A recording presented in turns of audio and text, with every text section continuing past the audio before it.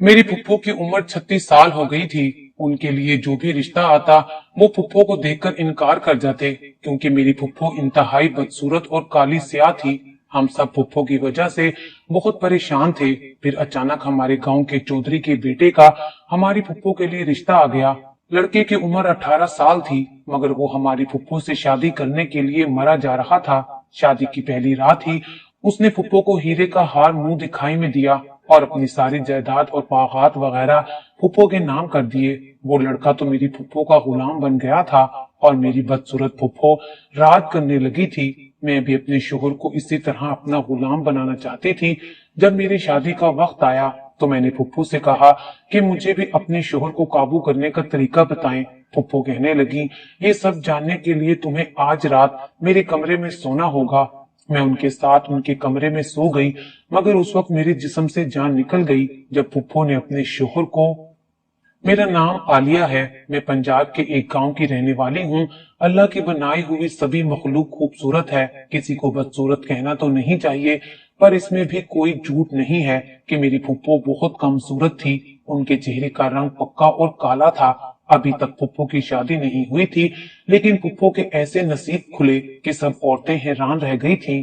देखते ही देखते फुप्पो का रिश्ता गांव के चौधरी के बेटे के लिए आ गया और यूं फुप्पो की शादी दिनों और हफ्तों में तय हो गई। फुप्पो रुखसत होकर चली गई थी, लेकिन फुप्पो शादी से पहले कोई और किस्म की ही हरकतें करती थी। वो हर वक्त यही बातें करती रहती थी कि मैं अपने शोहर को अपना गुलाम बनाकर रहूंगी। खैर से फुप्पो की शादी हो गई।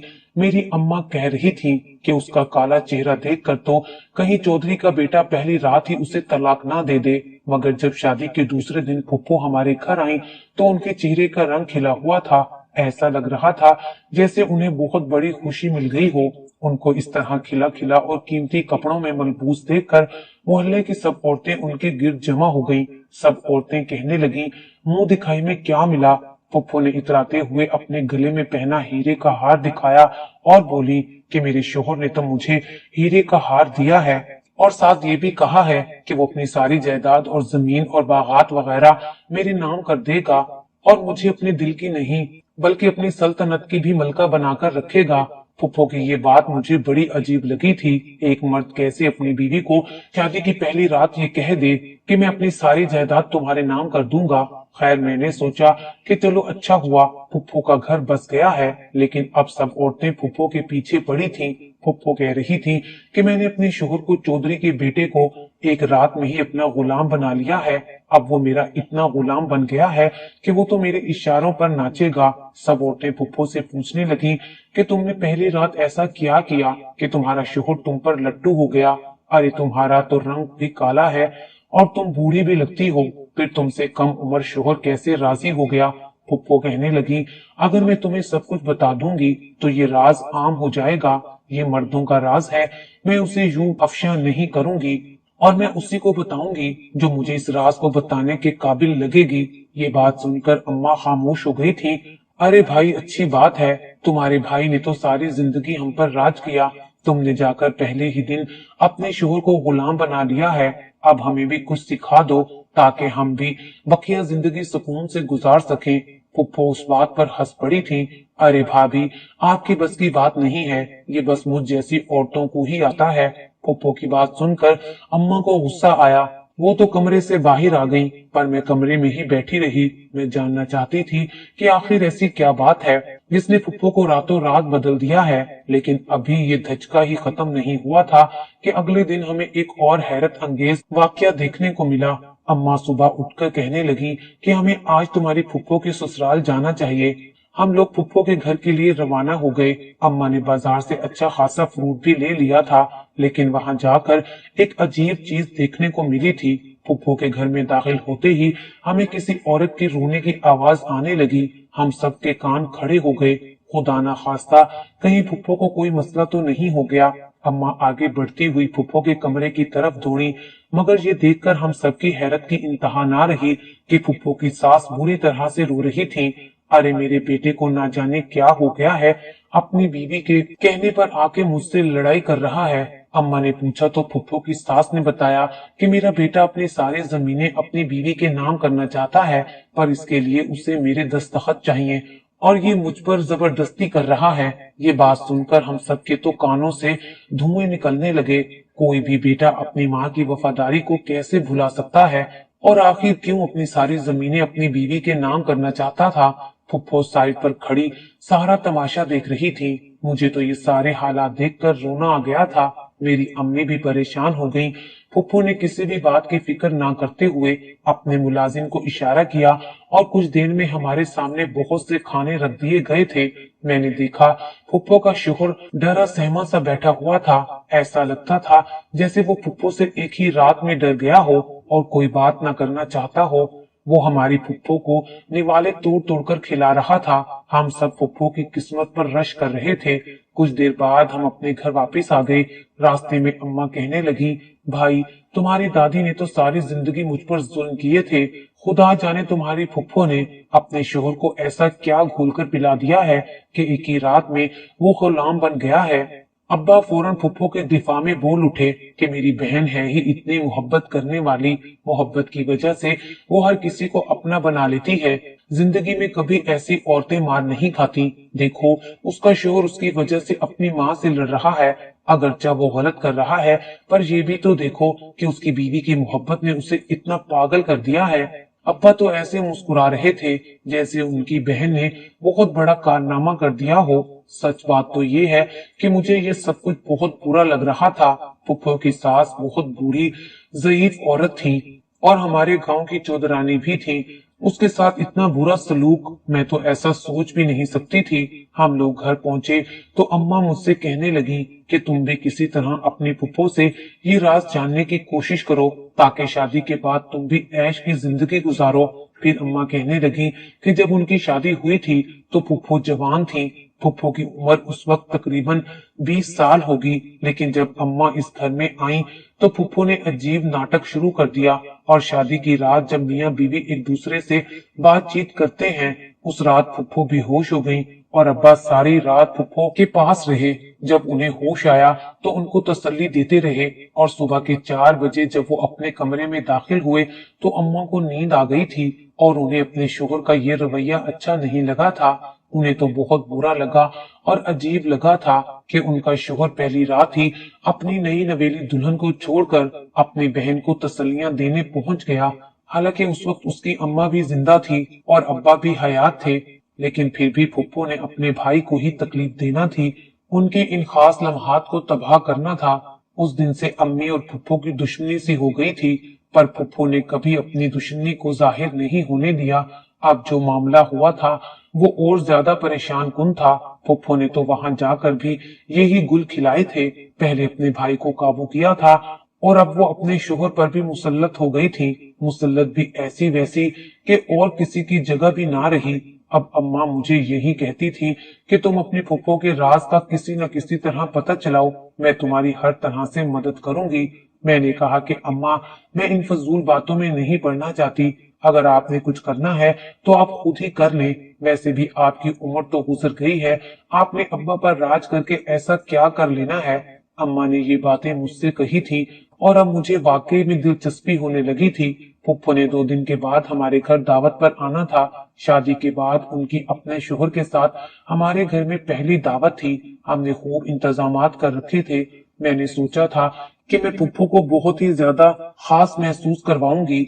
उनको ऐसा नहीं लगेगा कि उनको मेके से रुखसत करके हम लोग बहुत खुश हैं।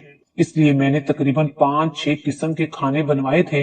मेरी फुफ्फो को सारी चीजें बहुत ज्यादा पसंद आई थी, लेकिन फुफ्फो का शोहर उनके पास जुड़कर बैठा हुआ था। हैरत की बात तो ये थी कि फुफ्फो हाथ धोने के लिए उठकर वॉशरूम में जाने लगी तो उनका शोहर उनके पीछे पीछे चला गया था। मुझे उनके शोहर की हरकतें अजीब सी लगी थी और फिर जब वो वापस आकर टेबल पर बैठे तो उनका शोहर भी उनके साथ बैठ गया। फिर मैंने देखा उसने फुफ्फो की चादर का पल्लू भी पकड़ रखा था। आय हाय, ये तो बिल्कुल ही बच्चा निकला। अम्मा ने मेरे कान में सरगोशी की थी, लेकिन अम्मा जिस तरह से वो अपनी बीवी के पीछे पीछे जा रहा है, कोई तो वजह होगी। अब मुझे भी दिलचस्पी हो रही थी। मैं तो तुझे पहले ही कहती थी कि दाल में कुछ काला है, पर तू मेरी कोई बात सुनती कहाँ है। अम्मा की बात सुनकर मुझे जोश पड़ गया था। मैंने कहा, अम्मा अब अगर मैं राज ना निकलवाऊं तो आप कहना, लेकिन कुदरत की करनी ऐसी हुई कि एक हफ्ते बाद ये राज खुद ही खुलकर सामने आ गया था। उस दिन तो फुप्पो ने रात को अपने शोहर के साथ ही अपना बिस्तर लगा दिया। कहने लगी कि मैं अपने शोहर के साथ ही रहूंगी। अम्मा कानों को हाथ लगाने लगी कि बीबी भाई के घर आकर तुम्हें शर्म नहीं आती, अपने शोहर के साथ रहोगी। तब फुप्पो ने बड़ी मक्कारी से मेरी तरफ देखा और कहने लगी, असल में मैं अपने शोहर को अकेला एक मिनट के लिए भी नहीं छोड़ती। बस इसी वजह से चाहती हूँ कि हमें अलग कमरा दिया जाए। और शर्म वाली कौन सी बात है, मेरा उनके साथ निकाह हुआ है, मैं हक हलाल की बीवी हूँ, भाग कर तो नहीं आई। ये सुनकर अम्मा खामोश हो गई थी, पर उन्होंने मेरी ड्यूटी लगा दी थी कि आधी रात को फुप्पो के कमरे के बाहर जरूर चक्कर लगाओ और कोई ना कोई बात निकालने की कोशिश करो। खैर, रात को मैं दूध देने के बहाने फुप्पो के कमरे में गई। खुशकिस्मती से उस वक्त मैंने देखा फुप्पो गुसल खाने में थी, जबकि फुप्पा बाहर बेड पर बैठे हुए थे। मैं दूध लेकर कमरे में दाखिल हुई। फुप्पा मुझे देखते ही घबरा गए और इशारे से मुझे कहने की कोशिश करने लगे। ऐसा लग रहा था कि उन्हें किसी बात का डर है और वो हमसे मजबूरी में कोई बात भी नहीं कर पा रहे। क्या बात है, आप इतने डरे हुए क्यों लग रहे हैं? मेरी बात सुनकर फुप्पा ने अपने मुंह पर हाथ रखकर मुझे खामोश रहने का कहा और हल्के से बोले, बस चुप रहो, मुझे तुमसे कोई बात नहीं करनी। फिलहाल मैं बहुत परेशान हूँ, अगर मेरी मदद कर सकती हो तो। फुप्पा अभी ये बात कह ही रहे थे कि गुसल खाने का दरवाजा खटाक से खुला और मेरी फुप्पो सामने आ गई। अरे तुम यहाँ क्या कर रही हो? वो फुप्पो, मैं दूध देने आई थी। मैंने घबराकर हड़बड़ाकर फुप्पो की बात का जवाब दिया था। फुप्पो को अचानक गुस्सा आ गया और वो कहने लगी, मैं अच्छी तरह समझती हूँ तुम जैसी लड़कियों की चालें। खबरदार जो मेरे शोहर के आस पास भी भटकी, और अब जाओ यहाँ से। अरे फुप्पो, क्या हो गया है? वो मेरे फुप्पा हैं, आप ये कैसी घटिया बातें कर रही हैं? मेरी बात सुनकर फुप्पो की आंखें लाल हो गईं। वो कहने लगी, तुम जैसी लड़कियों को बस मर्दों को फंसाने का शौक होता है, निकलो मेरे कमरे से। फुप्पो की घटिया सोच पर मुझे बहुत अफसोस हुआ था। मेरा और उनके शोहर का तो रिश्ता भी जायज नहीं था, फिर वो ये बात कैसे कर सकती थी? मैं अपने कमरे में वापस आ गई।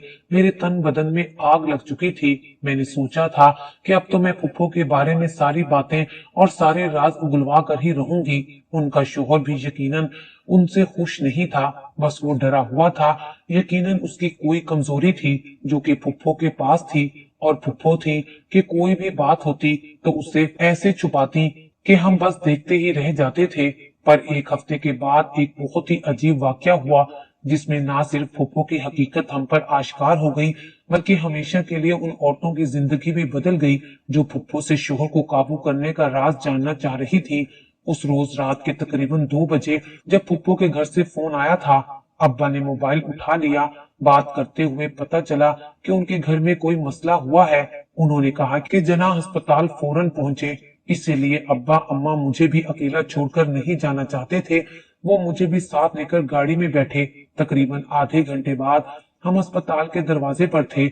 हम वार्ड में पहुंचे तो देखा आगे हमारी फुप्पो ही बिस्तर पर बेहोश पड़ी हैं। हमने तो सोचा था कि शायद फुप्पो के घर में कोई इमरजेंसी है, पर यहाँ आकर तो ये मालूम हुआ कि फुप्पो को खुद ही कोई दौरा पड़ा है।